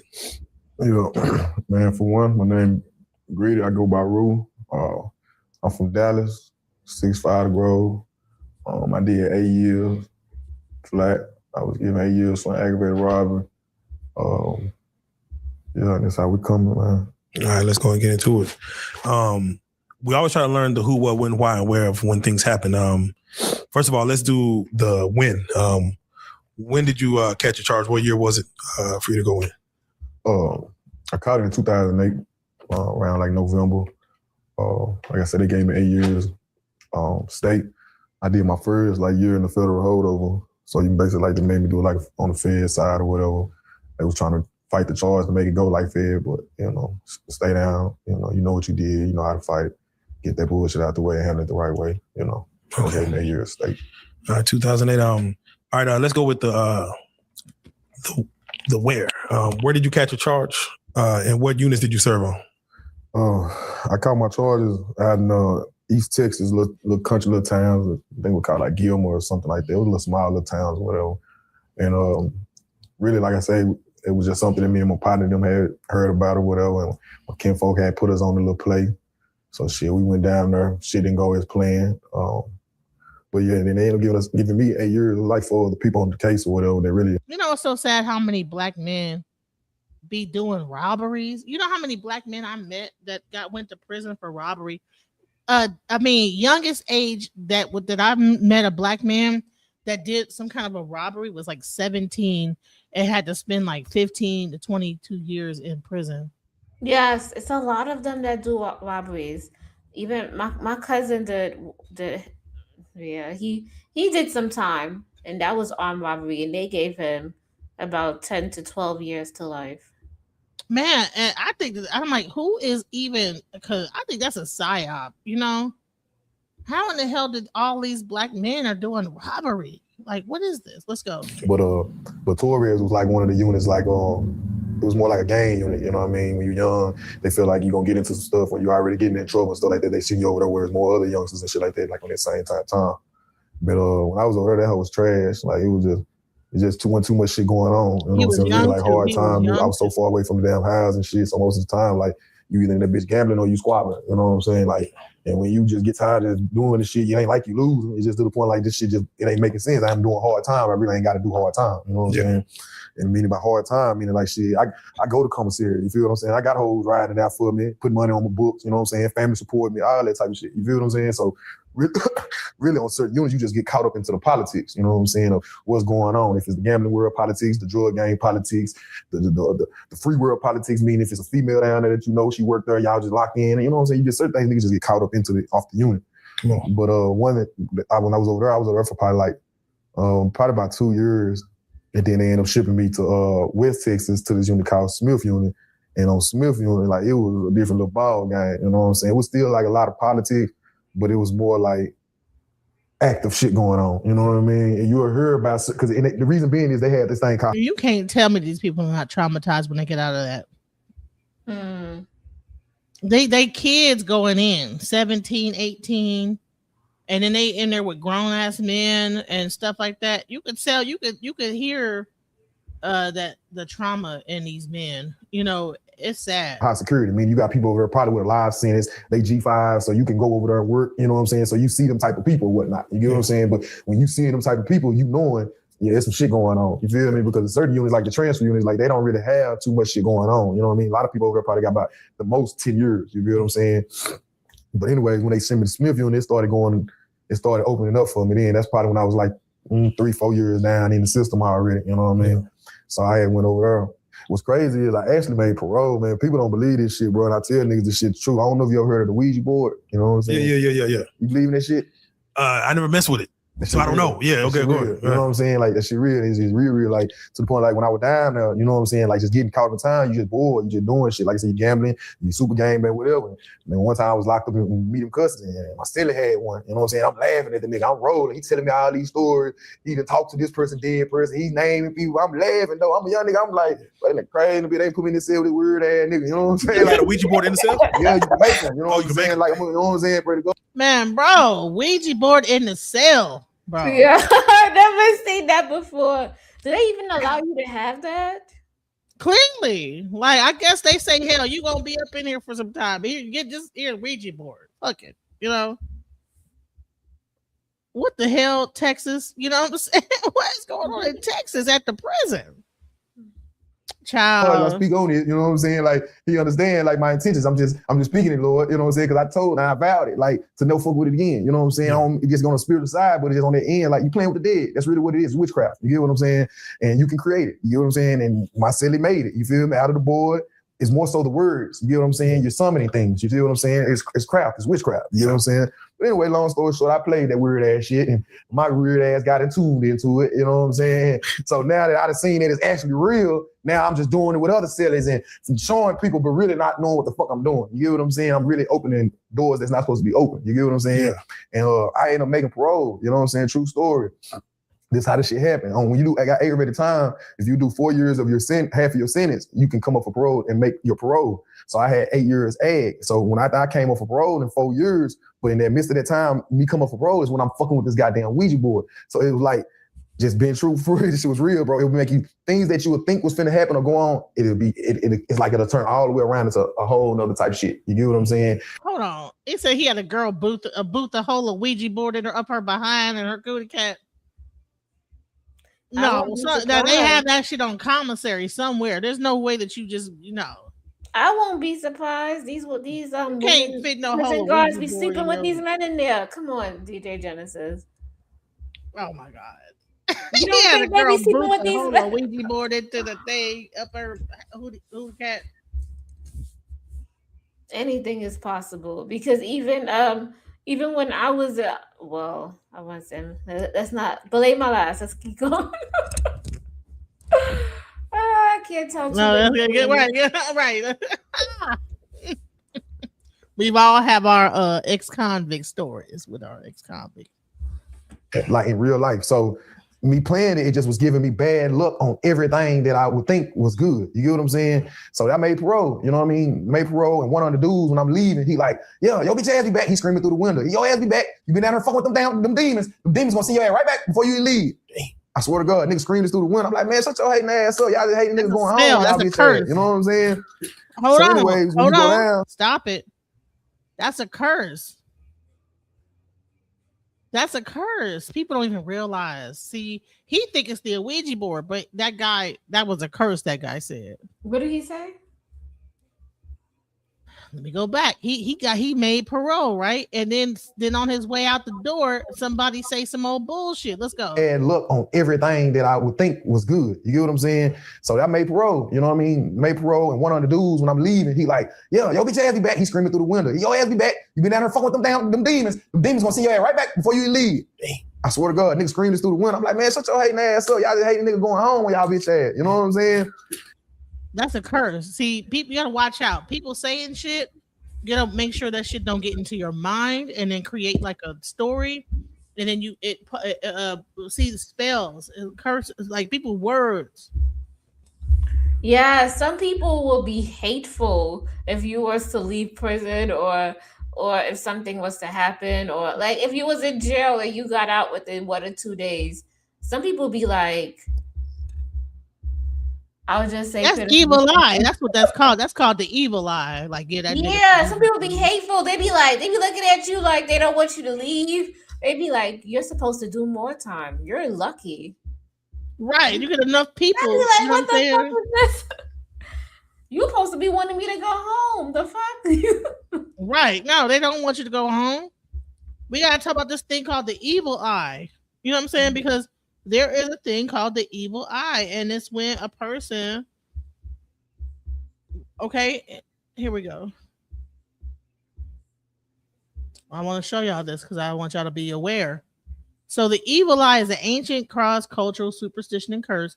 It suggests that a malicious or intensely envious glare, often triggered by jealousy over someone's success, wealth, or good fortune, can bring about bad luck, physical illness, or misfortune to the person being watched.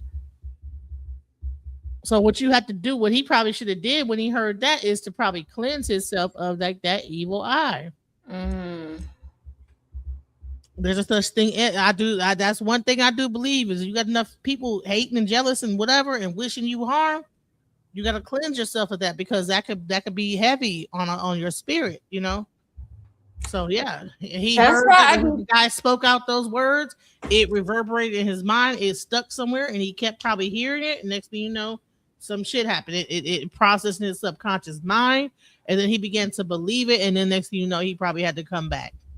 No, I said now I see why people be having rituals. I know people online that they do like a smoke sage, like a smoke sage, almost like a bath where they light the sage and they smoke themselves out with the sage. A lot of people light a candle every day and ask for protection. Like people do these rituals so that they stay armed 24/7. Yeah, you got to, because otherwise, I see why. I mean, especially if you're in a person that everybody's seeing you leave, they mad. You got to do things to protect you of those words. Like that when he said that, he should have did something, a thing of protection from what that guy said. But what happens is that he remembers it even to this day. You see that? You see how it's like been like probably 15 years later, he remembered that moment when that guy said that. Now, how much in his mind when he said you're a young kid and this guy, you're gonna be right back. You ain't coming. You're gonna be right back here. So Genesis, does he need to do some healing for that? Trauma, yeah. Traumatized, still talking about it 15 years later, didn't remove that entity, that spirit up off of him. Probably still affects him. Probably have bad dreams of waking up in prison in his mind. You know what I'm saying? Hear that dude's voice. You gonna be right back. You know what I'm saying? That's true. Yeah, some people do end up right back in prison as soon as they get out. Yeah, so he got to talk about it. So anyways, when you go down, they ship you to a unit. You know what I'm saying? It's called what was this unit called? The Walls unit. Yeah. And what the Walls unit is death row. You know what I'm saying? It's like on death row, they'll hold inmates for like transit, meaning like you'll just come over for a little time. You probably finna go home or you finna go to another unit, whatever. So you only probably be over there for like a couple weeks. But the predominant unit is people that have death row. I know you know the Bonnie and Clyde story, how they say they escaped from jail. This was the unit that they escaped from. They still got like the bullet holes outside the jail and on the rails and on the wall and shit. The brick wall is that old, homie. You feel me? But me and my cellie on my old unit used to always say, man, if I ever go to the Wilds unit, I'll play this shit at the Wilds unit. It's demons and dead people everywhere on that bit. So you gotta understand, that's what you're doing when you're playing the Ouija board. Yeah, exactly. So, but you so caught up into this shit, you just want to see more and more. It just feeds you, bro. It feeds you. You get what I'm saying? Yeah. So now I'm on this unit. Me and my cellie, we used to be talking about this shit. Like, man, we'll go to Wilds unit. Here it is. I'm on Wilds unit. I'm only gonna be here for a couple of days though. So I'm like, fuck it, I gotta sell it. True story, man. The cellie was from New Orleans. He only gonna be my cellie for a couple of days now. So I'm automatically thinking like, hey, cellie, you wanna play this thing? You ever heard of the Ouija board? Woo?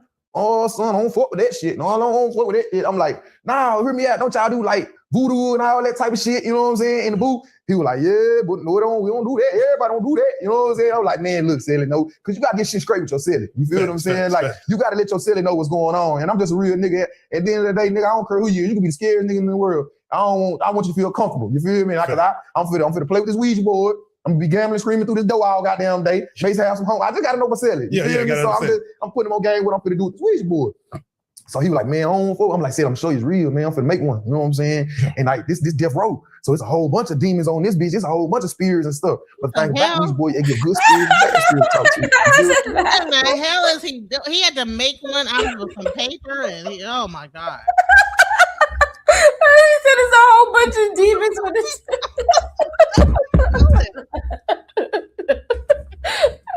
You look like you're about to have a good, joyful ride.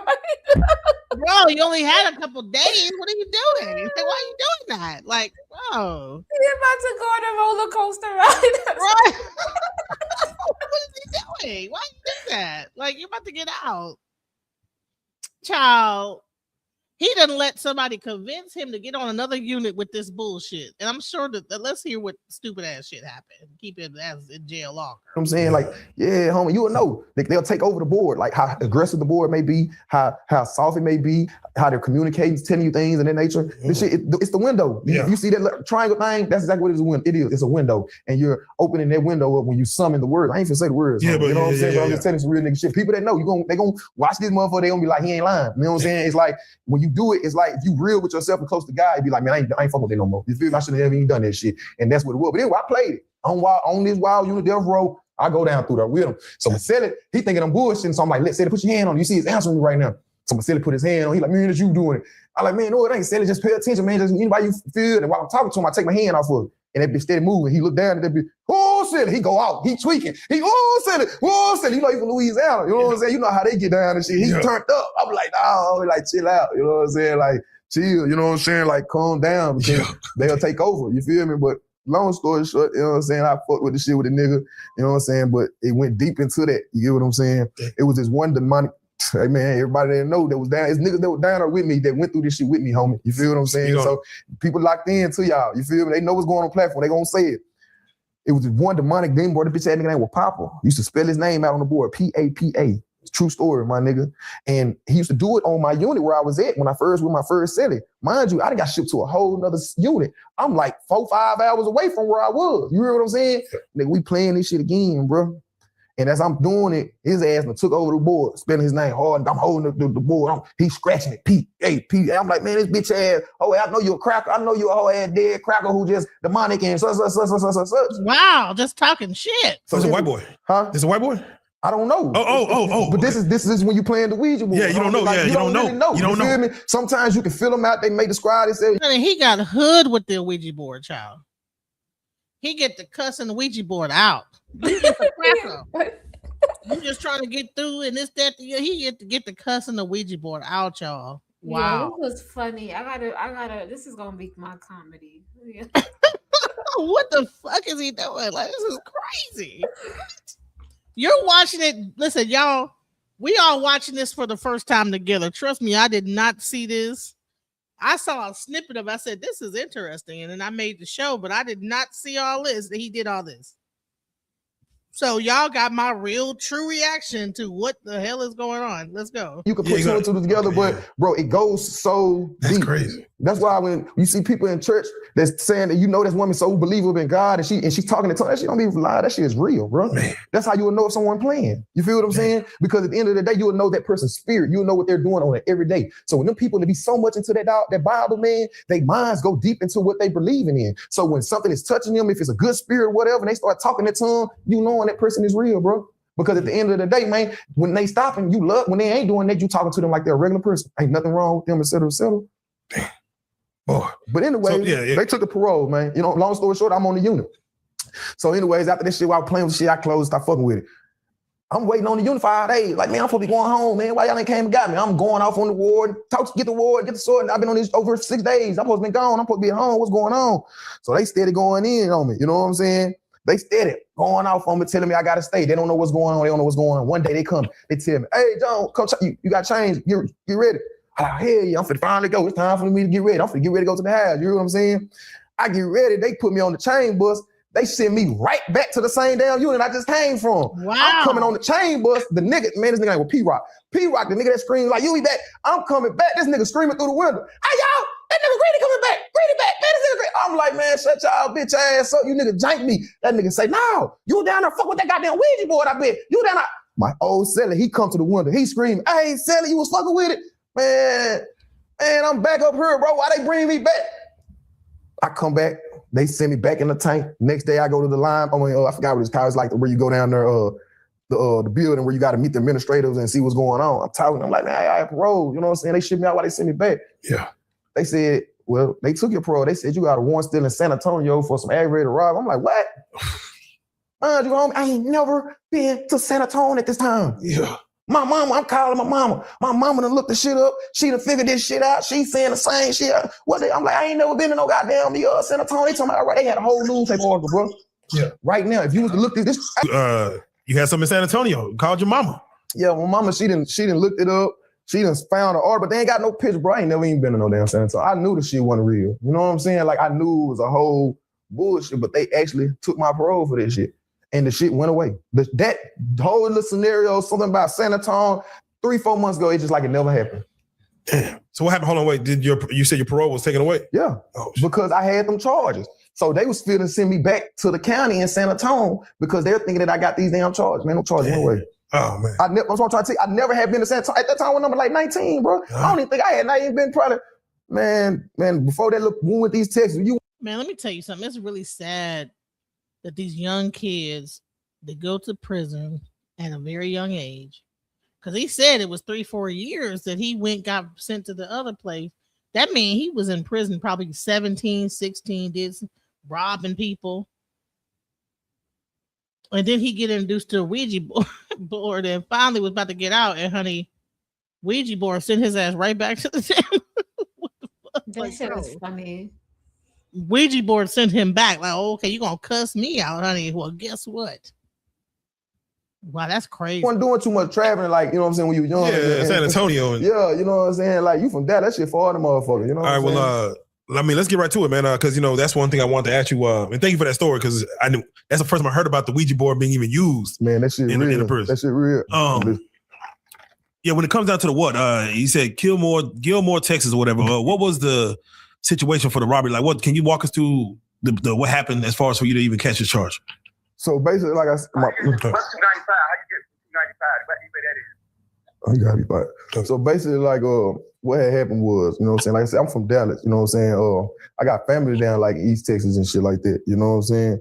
And like my family down in East Texas or whatever. What happened as far as, you know, the what that got you caught up in your charge out in East Texas? So basically, like I said, I'm from Dallas, bro, and like my partner, then when I was growing up, that's the thing, that was the known thing in the Grove. It was like ATMs, you know what I'm saying? They used to hit like safes and ATMs and stuff like that.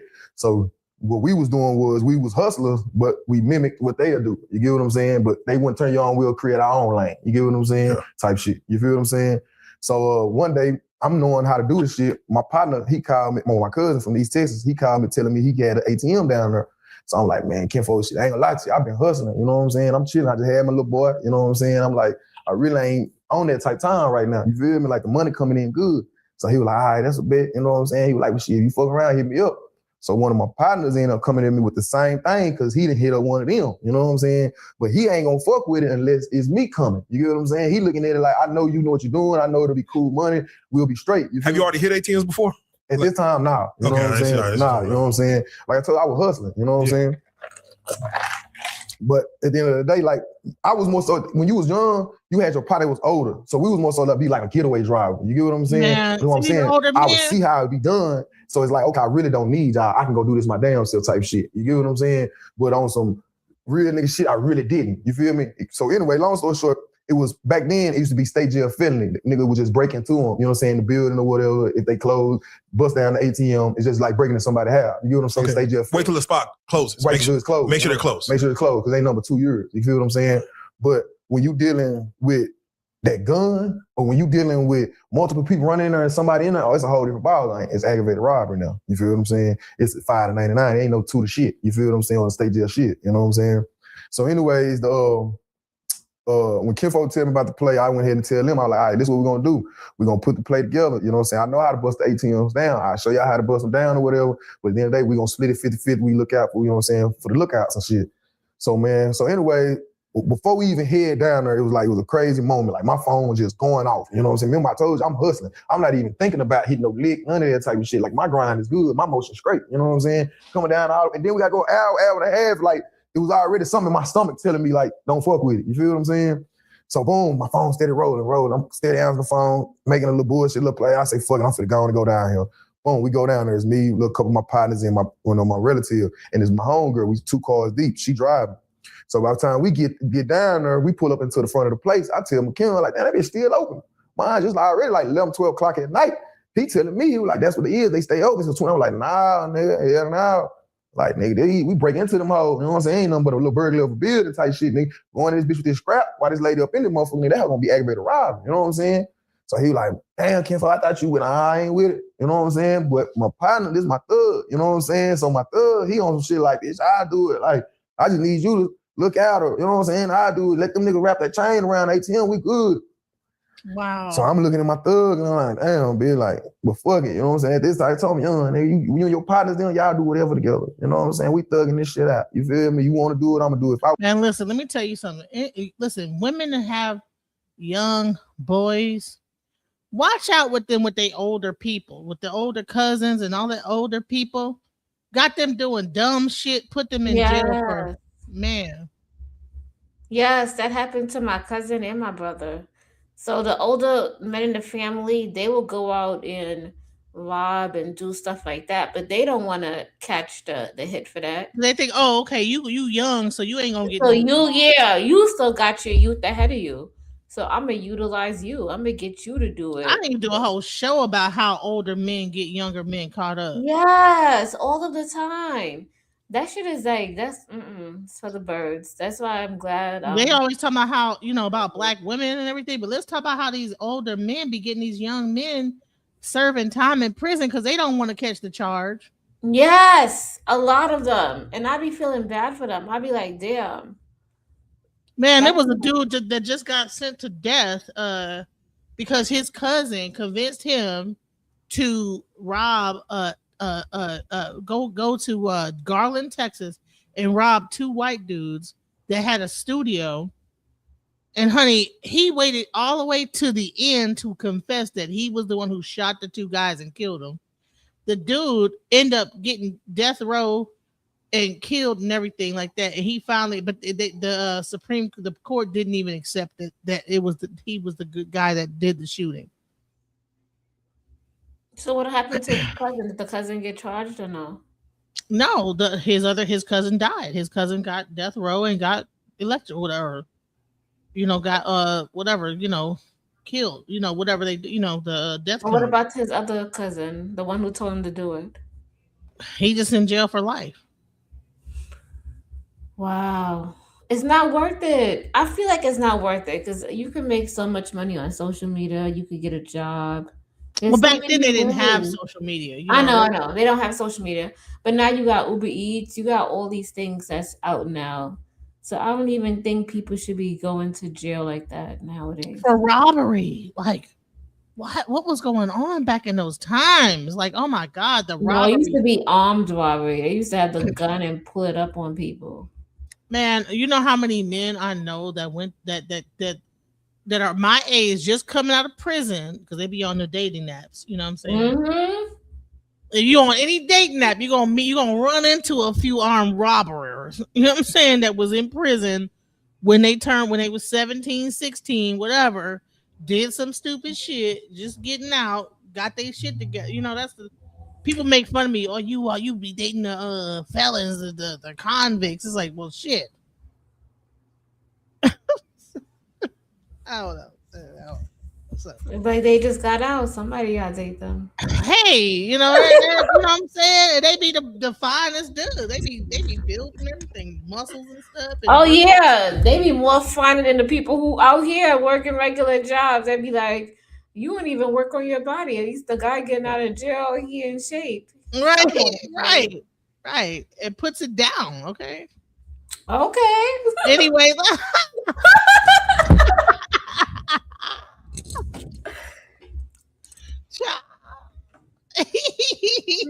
Crazy, y'all. I don't know why I said that. I shouldn't say that. No, you're fine.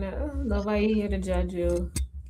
I understand what you're saying, because some of these guys nowadays, that erectile dysfunction be dysfunctioning. That's all I got. Be dysfunction. Ain't no honey pack to solve it, honey. You know how many packets solve that? You know what I'm saying? Okay. How many Some soda guys are just Mayo? like, I don't know what's wrong with them. Like, you Hey, know, listen. they yeah. I don't Right. even know if we want to unload the series. Man, this can't turn into a whole nother conversation. I know. I don't even know what it's not All going right. to do. So let's talk about, okay, so this one time he talk about his he gonna talk about his time with the Ouija board, and we gonna like wrap it up after this. Let's go. Live in the best neighborhood.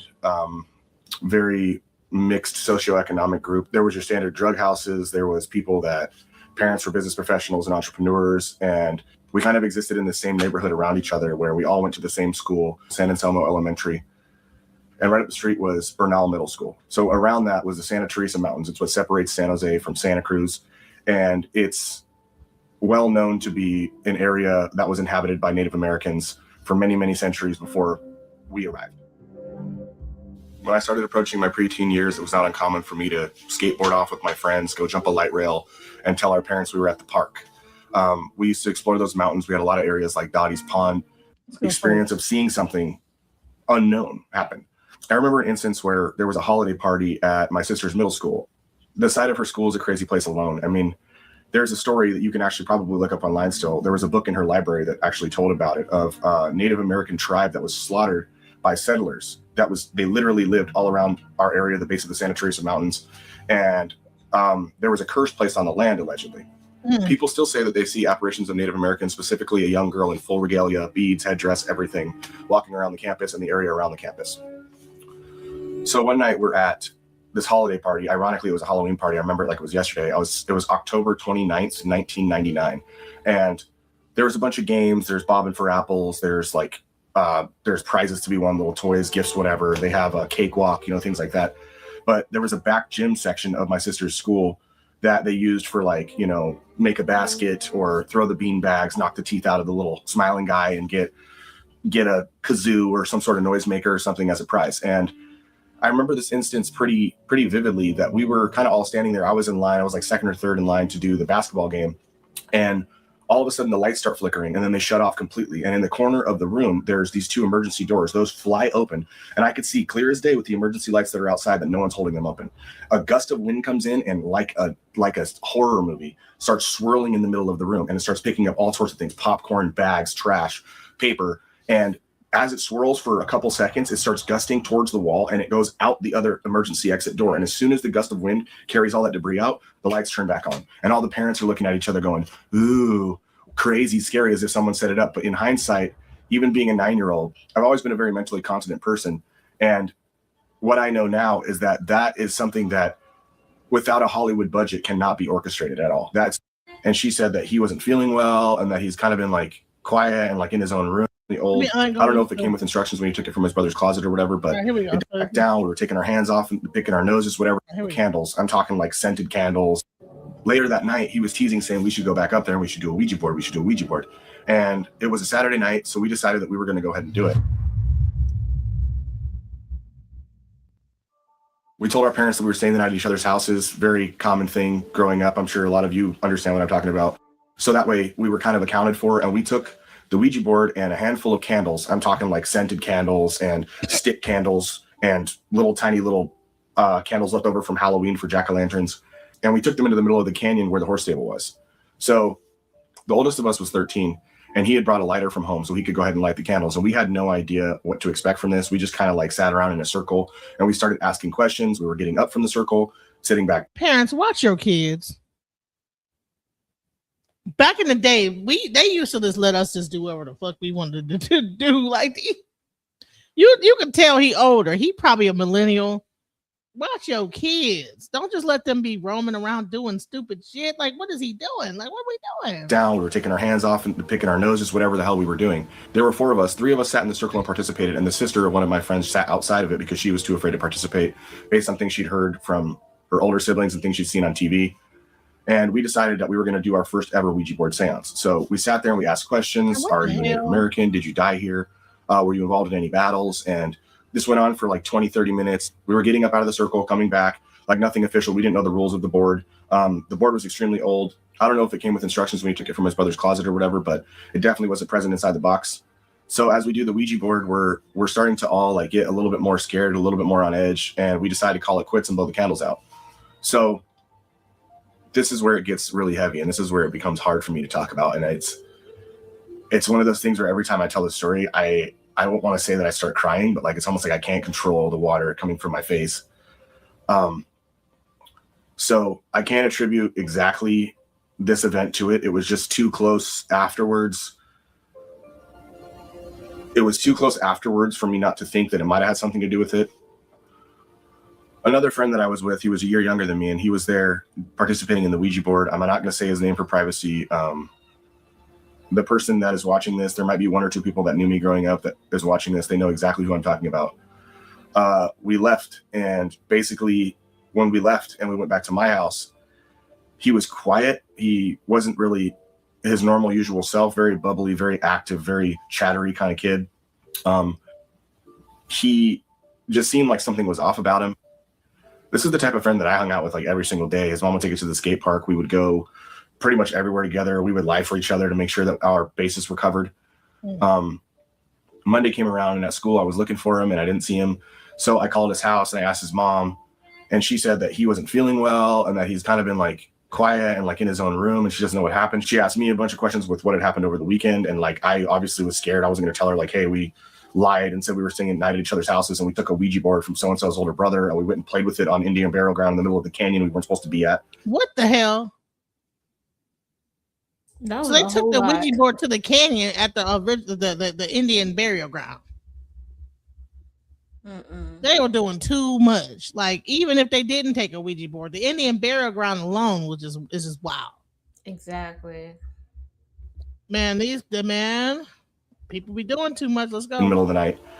Again, this is one of those like really heavy situations because you have to understand the mental state someone's in, especially at that young of an age, to be able to do something like this.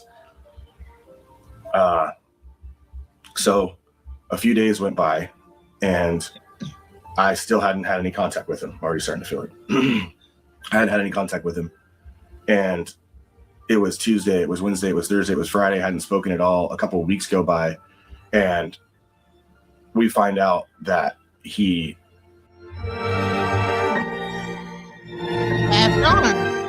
Oh my God. is just so profound to me. It's like this is a time in life where there should really be no stress. You're a kid, what could possibly be affecting you in that kind of way at that young of an age? Like, we didn't hear anything from his mom. I mean, rightfully so. Like, she's probably traumatized and extremely sad, as all of us were. But something intuitive inside of me, my intuition was saying that it had something to do with what we had done in the canyon that night. And for many, many years, I took a lot of responsibility for it. I thought I saw him as a person that looked up to me as a role model, and the older friend that we were with, he would look to us for like guidance and look up to us. And I think as an adult, I understand how much more powerful and profound that really is. Wow, that is sad. You know, to me, you know, some of these spirits that are earthbound, they're here because they didn't probably work through their trauma, and they're just reliving it all of the time. And sometimes, you know, unmistakably, they might find another human and they might, you know, go into them, or they might take that feeling and put onto the other human. And now they're experiencing probably something horrifying. Yeah, for him to do that, that's what probably happened. It's a lot of stories like that people all of a sudden people be feeling these feelings. Even when people be doing like the organ transfers, and they take it from one body to the next body, some people still feel the other person's emotions and everything that they felt when that organ was in their body. I mean, so we didn't heard several stories of people that fooling around with it. You know what I'm saying? And so my question is like, you know what? I'm gonna leave it open for the audience. I mean, is it demonic? Is it your higher self, subconscious, Is this something more? You know, I mean, if you take it over a grave site, you know, and fool around, like, well, you mess around and find out. And one big thing I want to say is that a lot of time these are young kids that are fooling around with this stuff, this energy. Kids, parents need to be watching their kids and what they are involving themselves in. I don't even know why the people even still have these. Do they still have these in houses? You know, No, you gotta go to the store and buy it. But I would say fools rush in. Any fool will just rush in. So fools rush in. The adept will learn, protect themselves, do all this protection rituals before even messing with that. Because it's true, you're opening a door. mm-hmm. Any final words before I close this out? No, this was a good show. I like this show. This was good.